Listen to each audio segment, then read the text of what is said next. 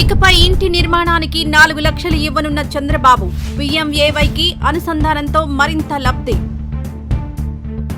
ఎల్లుండి శ్రీశైలంలో చంద్రబాబు పర్యటన, గంగమ్మకు జలహారతి.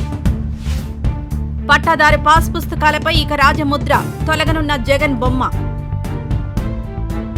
15 రోజుల్లో తెలంగాణ కాంగ్రెస్ కు కొత్త బాస్, కొలిక్కి వచ్చిన కసరత్తు.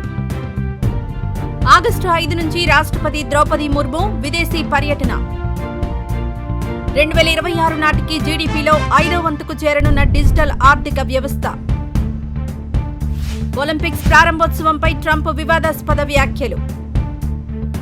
నయనతారకు బంపర్ ఆఫర్, బాలీవుడ్ లో మరో భారీ మూవీ ఛాన్స్.